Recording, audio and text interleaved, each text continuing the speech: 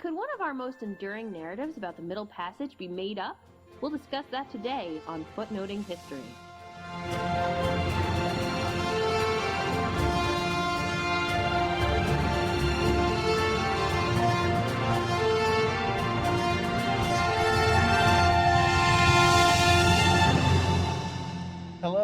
Hello, and welcome to this special edition of Footnoting History for Wednesday, February 20th, 2013. My name is Nathan. And my name is Elizabeth. Oh, and today we will be discussing the interesting narrative of Olaudah Equiano, which was one of the main abolitionist narratives during the 18th century in Britain. And this is, of course, today a special two-person dual podcast. So exactly. Special treat for you today in celebration of Black History Month. So first, we're just going to do kind of an overview of Equiano's life based on his memoir and some other information that we have. But then we're gonna expand it to discuss some more recent controversy that has appeared about the topic and go from there. Olaudah Equiano, according to his narrative, was born in approximately 1745 in modern-day Nigeria. However, by the age of 11, he and his sister were kidnapped by another African tribe. They changed hands several times until they were sold to Europeans as part of the triangle trade. Equiano's description of his journey from Africa to the West Indies is one of the most famous of the Middle Passage, the horrifying trip that Africans would take. They would be chained up in the hold. At least 10 to 12% of them would die on the ship alone. And then just be thrown overboard. Exactly. Their bodies would. Yes, their bodies would be thrown overboard. So we get one of the most enduring stories of the Middle Passage from his work. Finally, he then ends up in the West Indies, and he is bought by a Michael Pascal, a lieutenant in the Royal Navy, and he actually ends up serving on Pascal's boat with him through even the French and Indian War. Throughout this time, Equiano is renamed. He's first given on the slave ship Michael. He then is bought by one owner who names him Jacob, until finally he ends up with Pascal, who tries to name him Gustavus. At this point, Equiano tried to fight back. Remember, he's a young boy. He would only be 11 or 12 or so at this point in time, and he's now gone through several name changes. So he tried to fight back, and as he puts it, he was cuffed to accept the idea that his name is Gustavus, and that's actually the name that he does.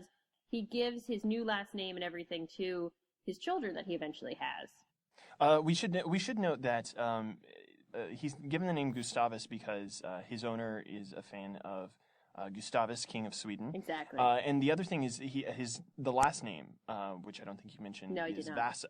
Yes. So his full name is Gustavus Vasa. Anyway. Yes, it is. But he gives his daughters the name Vasa. So obviously, about 40 years later, when he ends up passing away, he has fully kind of accepted that that is indeed his name. Well, it was sort of beaten into him. Literally. So he serves as a slave during the French and Indian War for Pascal. Pascal thought that he was so bright, and so much better than, even as he put it, than his white sailors, that he ends up sending him to a pair of sisters in Britain for school and education, and it's there that Equiano both learns to read and also converts to Christianity with the permission of Pascal, with the permission of his master. One of my thoughts is that he might have been sent to learn how to read and write in order to learn clerking duties and maybe make him a more valuable slave. Because even though Pascal told Equiano that he would give him his freedom, when Equiano goes back, he is actually sold again. And Equiano refused to believe this and in fact told his new owner that he could not sell me to him, nor to anyone else. I have served him many years, and he has taken all my wages and prize money. I have been baptized, and by the laws of the land, no man has a right to sell me. So Equiano really seemed to believe that by converting to Christianity, that he would escape this whole rigmarole of slavery, that he would get out. And found out, unfortunately for him, that it was not true, that he does get sold again. Equiano ends up believing that this is because he needs to pay for his sins. And finally, he is sold to Robert King, a Quaker. King allows Equiano to earn his own money, and even tells him, Equiano is about 20 when King buys him, and King tells Equiano that if he can earn the 40 pounds that King paid for him, he can buy his freedom. And Equiano manages to do this by his early 20s.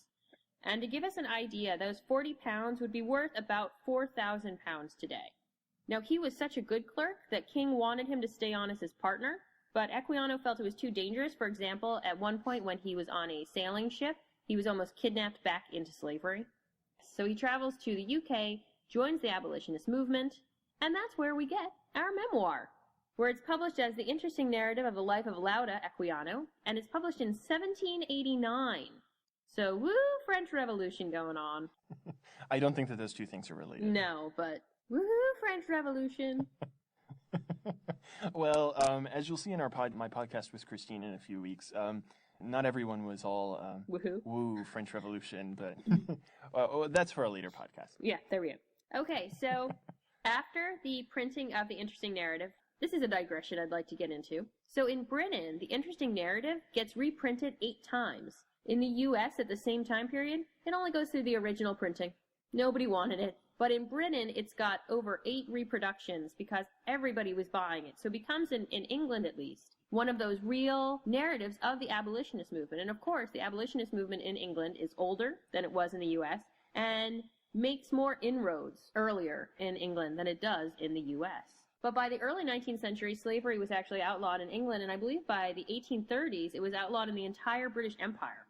So their abolitionist movement, which was actually started by the Quakers, which again was what Robert King, Equiano's last owner, was, it definitely was more successful, which explains why it goes through 8 printings in England, but none in the U.S. And Equiano himself actually went on a book tour to promote his book, because this is how he made his living. Mm-hmm. It actually provided him with a very comfortable estate. Very much so. But he goes around not only in support of the abolitionist movement, but sort of promoting his own book at the same time. So the book actually becomes moderately financially lucrative for him. Oh, it definitely does. He ends up marrying a British woman, a white British woman.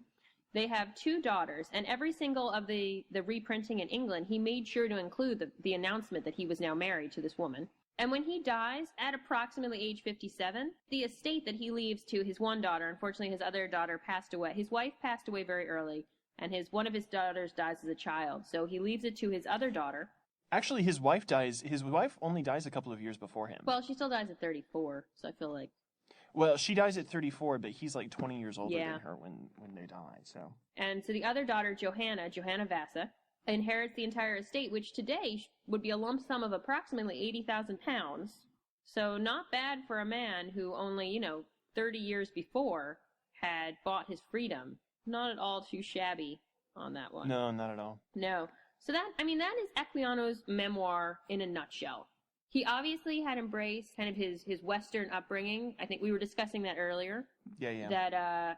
That His education was definitely Western, the way he describes his home, his memory of his land. Right, and I was mentioning this earlier.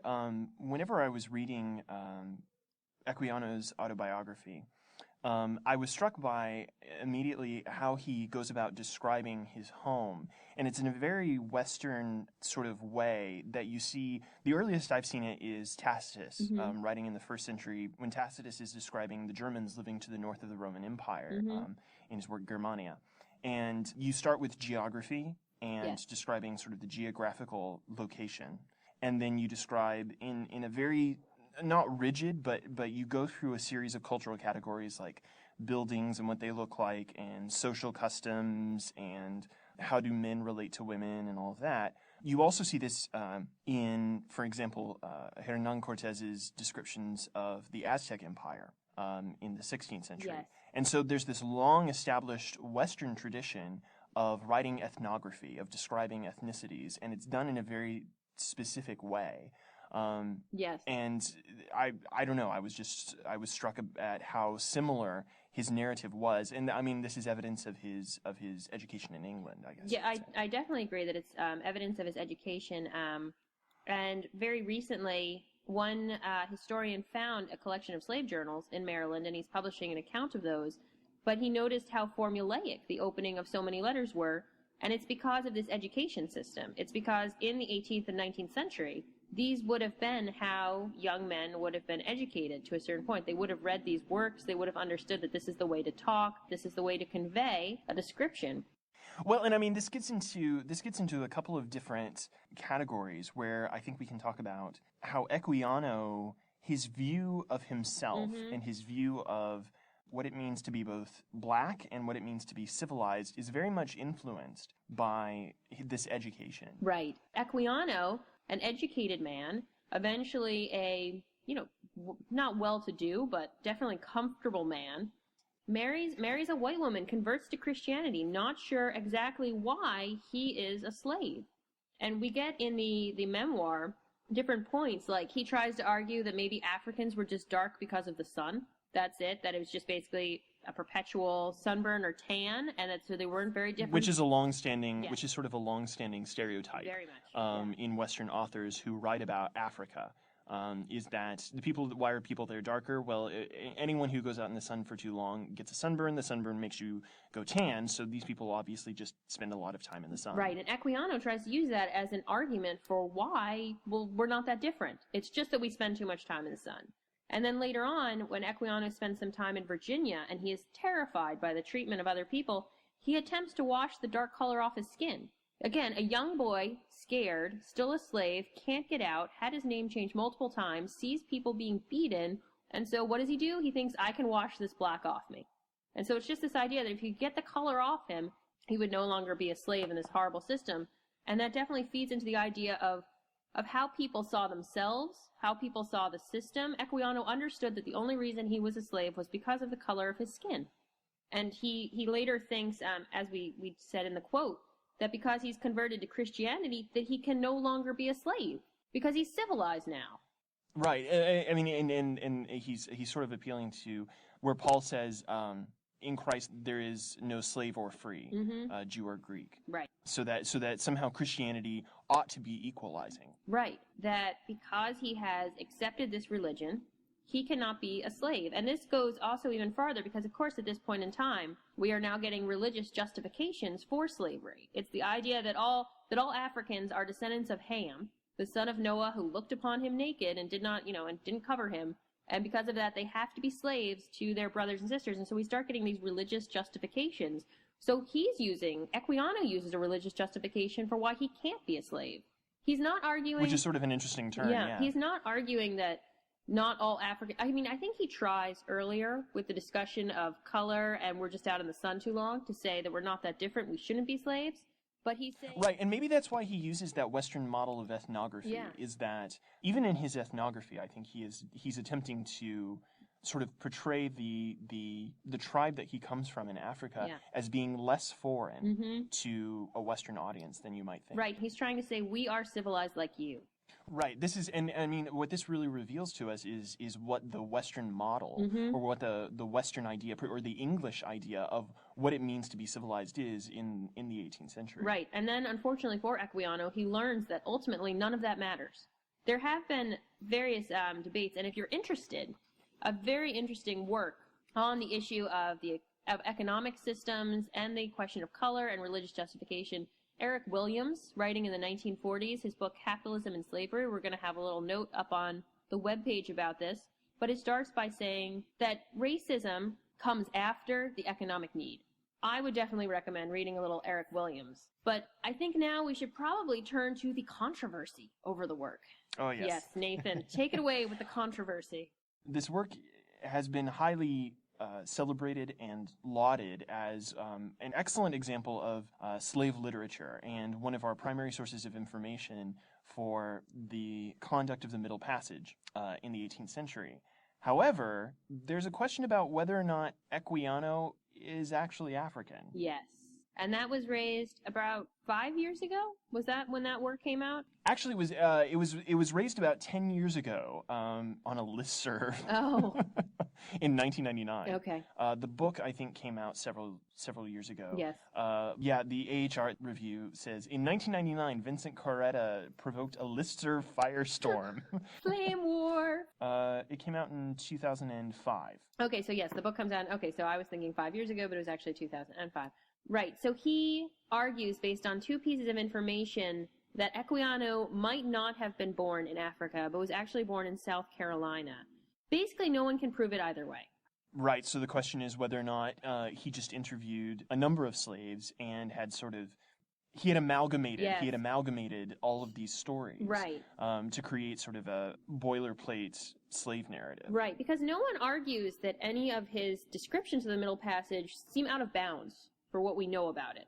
So it's not like he was creating information that was utterly brand new and was completely shocking.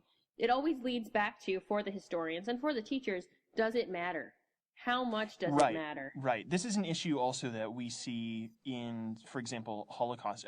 Any oral historian has to deal with this issue, but we see this issue, for example, in Holocaust survivors who survived the concentration camps, who spend years and years and years recounting their experience in the concentration camps, and everyone else is also telling their story.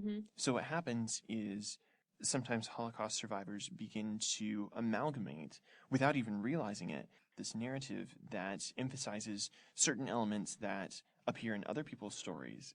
And it solidifies certain facts about the story while making others more amorphous, or it diminishes certain others. Because anytime you tell a story, you have to put certain things in and leave certain things out. And so that sort of, you solidify it in a very specific way. And so oral history kind of has to deal with this issue.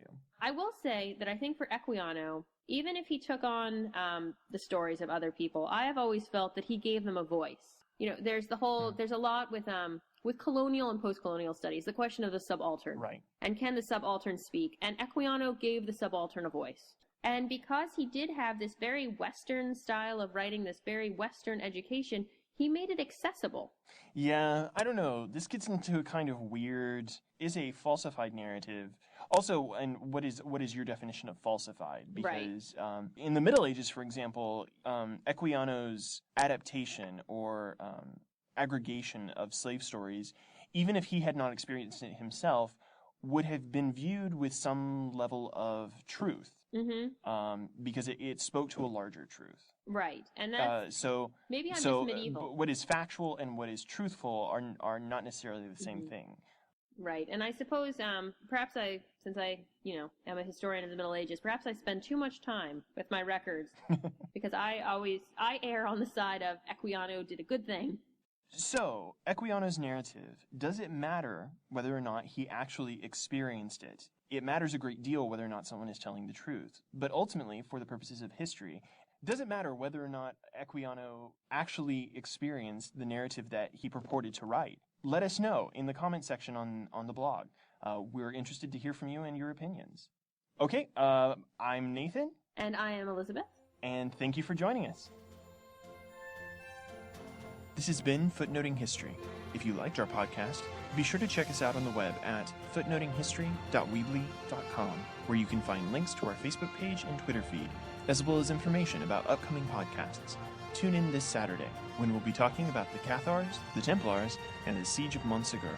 Until then, remember, the best stories are always in the footnotes.